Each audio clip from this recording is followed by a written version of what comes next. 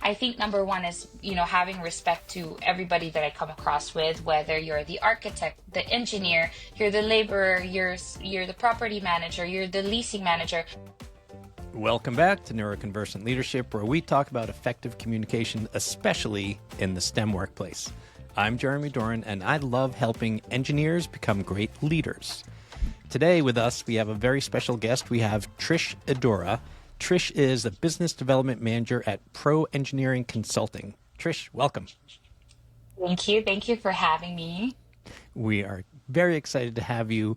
Can you tell us a little bit more about what Pro Engineering Consulting does and also what your role is there specifically? So, Pro Engineering Consulting Inc. is an engineering firm, and we are striving to be a one-stop shop. So, we provide services for mechanical, electrical, plumbing, fire, sprinkler, and structural design for different project types.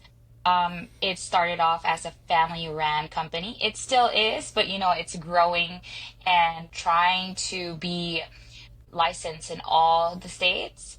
So, doing work nationwide. And so we would love to work with different designers, developers, um, contractors as well, with all different project types. So we're getting there. We're getting there.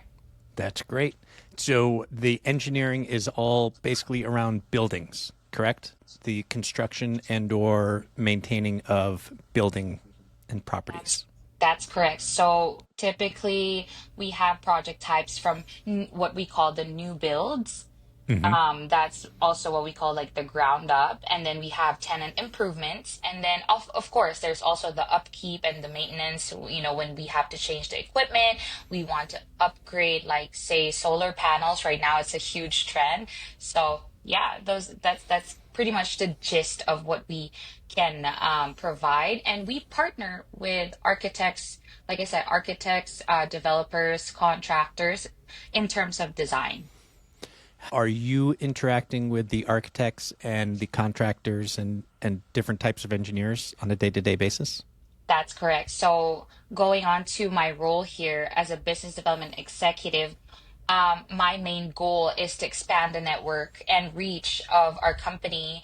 And my direct clients, majority are architects. So Okay. because in the process, as an owner, say for example, you're an owner and say you want to build a house. So the first main contact, once you have your property or your lot, you want to get in touch with an architect to proceed with the initial design, what we call the preliminary design. You have your floor plans, you have your basic layouts and stuff. And then we get onboarded to go now into the design of like your HVAC, your electrical and planning. So yes, the touch base there is working hand in hand with architects. Developers come in when it's a commercial development or even just a residential development. So some of the developers, they do have a function to actually choose their consultants. So, and as a general term, we are considered, or MEP engineering firms or structural firms, civil engineering firms, we are considered as consultants.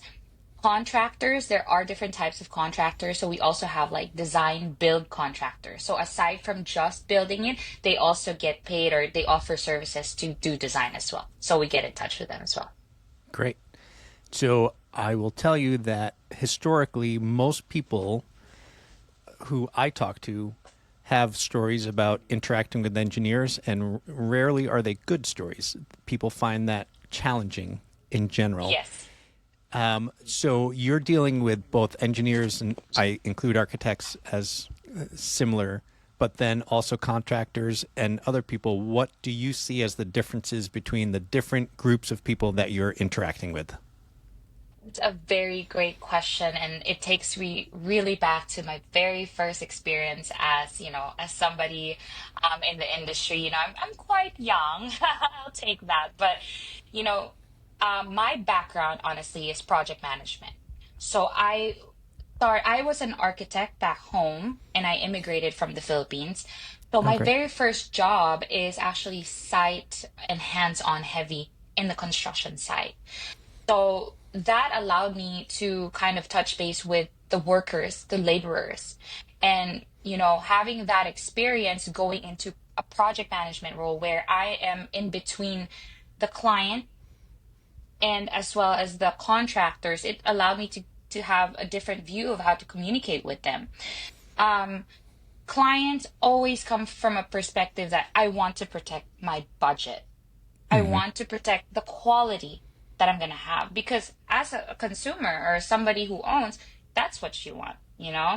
And then on the contractor side, they want profit, and at the same time, they also want to be understood and be validated that their solutions are also good and not just to make more money out of this. So communication wise, having my experience as a project manager before, I was pulled in between two. It's just that the best way to go always is transparency. You Hmm. want to make sure that you get to pull the client's objective and the contractor's objective and make them trust each other. So, I do think that having to be able to solve that, then it's going to be a lot more easier for everybody. But the difference is that, they both you have to make sure that in your mind, they both have different, not different goals, but they're coming from different perspectives. Yeah, Yeah, the way I think of project management is that, you have to interact with different people who might not be able to interact with each other, and you almost have to make sure that you understand each of their points of view and correct. then kind of translate between. Correct. Correct. Great. Yes, and communication wise, when it comes to practicality, of course, the verbiage changes. Not all clients are very knowledgeable in site. So, and then contractors too, they have different ways. So you're kind of like the translator of how to like, okay, let's channel this. I'm the medium. So it's very important to know um, get to know your client, you know, get to know your client. What do they know? How in depth, how hands on are they going to be? If there are very hands on client, would this hurt the project? Would this impede something? You got to consider that, but it's good. It's good that clients are very much hands on, but you also have to make sure that when they ask questions you're prepared so that they don't panic. Hmm. Contractors, you have to be stern about them, and also aside from being stern, you have to be realistic in terms of like demanding or requesting things from them because they can't always make everything happen. Nice. So that's what you started doing when you came here, but that's not your role currently, correct? Yes, yes, correct. So what does business development manager do? Okay, so transitioning to that, communication wise, it's different, because this time around it's sales. I have to convince the architects, the clients, like, hey, hire us because we're gonna do a good job. We're gonna be able to meet your deadlines. And I use the same principle, just transparency. This is what we can do. This is what we can potentially do, and this is something that we cannot do, but maybe there's a workaround here and always putting a solution. So, as a business development executive, it's basically growing the network. It doesn't matter if I get touch base with an owner or a friend of the owner.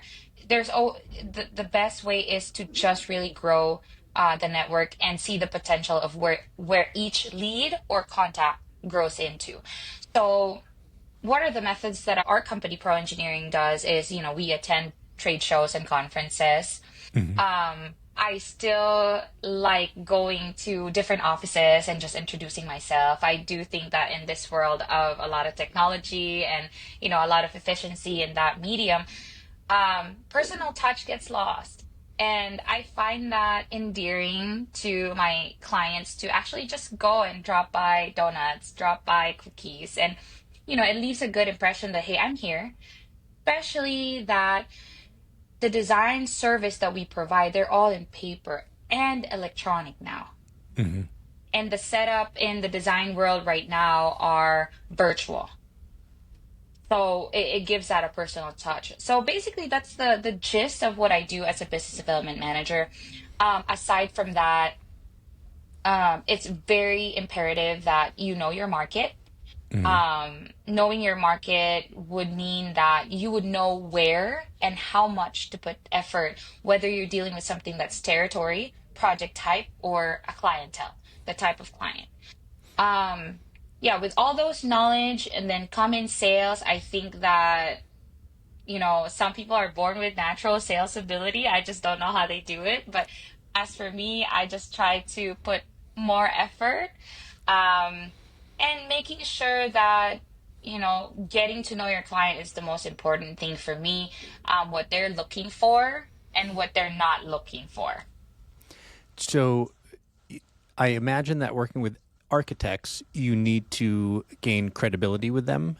Hmm. And, just from an outsider perspective, you mentioned earlier that you're young and you're female. And I think Yes. in a lot of cases that can make it extra challenging for a person to gain credibility. You have an architecture background that works. Can you tell me a little bit about what it takes for you to gain credibility with architects and other potential clients? The strongest credibility is always referral. It's word of mouth, something of a monument. You already have a built project and it's a word of mouth. So that's number one. Number two is personal touch. They have to see you. They have to see how you talk, how you present yourself, what you're all about. Um, and then back that up with facts. Back that up with, what do you have going on online, your visibility, because the more visible you are, the more there is to see.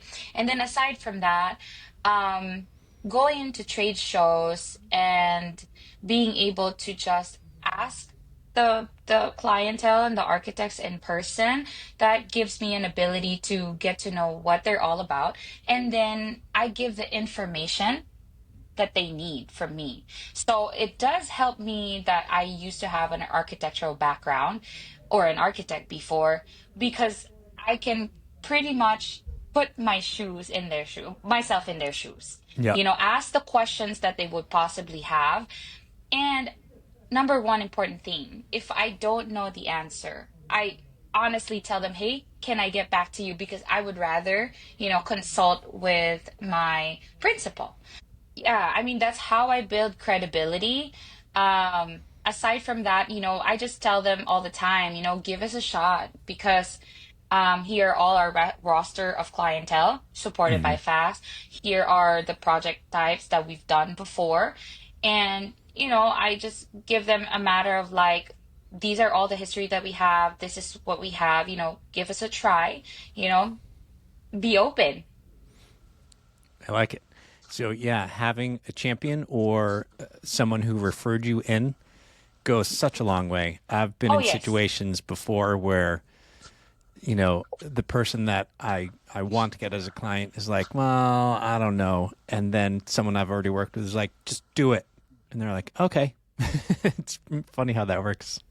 Absolutely. I mean, for most of my current clients right now, I want to say 70% are referrals, 70%. And then it adds up to that. So we want to make sure, adding to my role as a business development manager, there's also account management. You want to make sure that you touch base with your clients. You want to make sure that there is good conversion, that, hey, you follow up with this client, what's going on? And ask, hey, do you have more colleagues looking for services like we provide, and just nitpicking at everything, like any opportunity is a good opportunity. Nice. Yeah. So, what qualities about you do you think made you good at both project management and business development? Oh wow, I will take that compliment. uh okay, so first, as a project manager, I do think that experience was something that I held on to, that allowed me to um converse well, um, and also be able to translate my technical knowledge into execution. It's a little harder when you're all in your mind and then you have the blueprints and, okay, how do you explain this? How do we execute this? So that's number one. And number two, honestly, it's natural for me to be a people's person. So I think I was just blessed with that. It's easy for me to just talk to the laborers, the workers, and say, "Hey, I don't know what's going on here. Can you educate me?" I think number one is, having respect to everybody that I come across with, whether you're the architect, the engineer, you're the laborer, you're the property manager, you're the leasing manager. Developing good relationship with them where there is comfort, and they're very comfortable speaking with me. I come off as very approachable. That really allowed me to gain a lot of knowledge, and putting forth respect to all trades, and all types of profession. That's one for project management. Yeah. Great. It's interesting how much credibility you can gain by asking people questions, both that you want to know and you're showing respect to them by asking them questions. Like, asking questions goes a long way.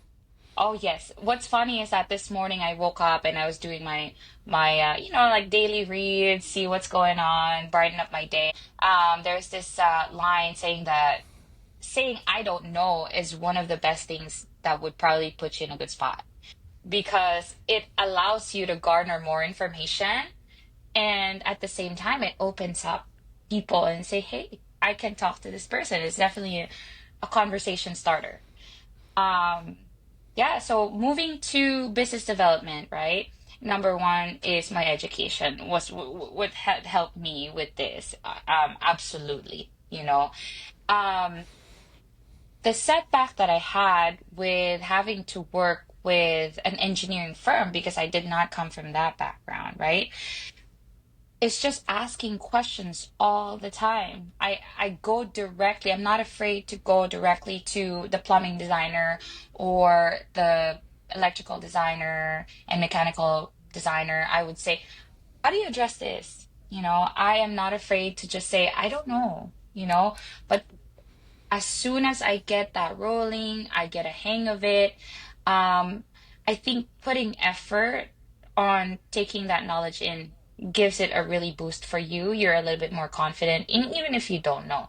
Um, Conversation wise, really, doing sales it's kind of like a job that takes a lot of mental preparedness, because chances are you're gonna have more no's than yeses. That's Hmm. the reality of sales. So it's just keep aiming for that yes. One method might not work, another method might not work. With business development, I try to keep it fresh all the time. Something new, nothing robotic like, hi, it's nice to meet you, this and this. I try to be like as candid as possible, really personable. I think that's the term.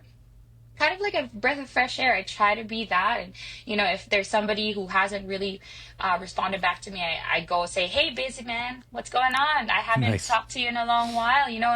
And I want to take away the seriousness of business in an everyday life, because everything is going to be all about business, but maintaining a very professional um, conversation. I think that's key, so that we maintain that respect. I like it. Might as well have fun while you're doing it, right? Right. Yes.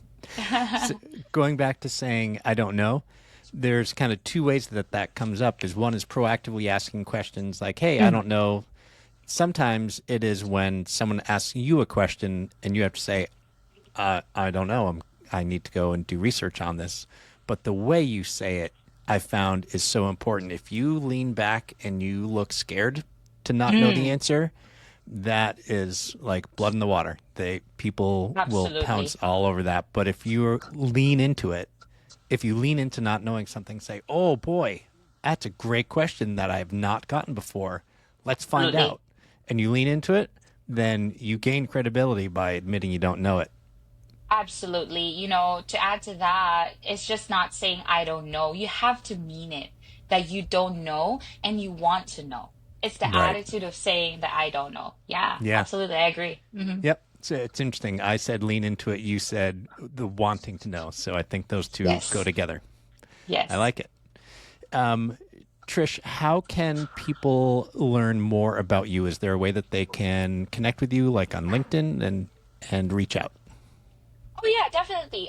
They can reach out to me via LinkedIn. I Fine. have LinkedIn. Well, I do have my personal social media, but I prefer LinkedIn. Great. Very good. All right. So we are going to start wrapping up with the three questions that I ask everyone. The first one is a place where you have traveled and loved, and a place you have not yet been but want to go. The place that I have been at is Thailand.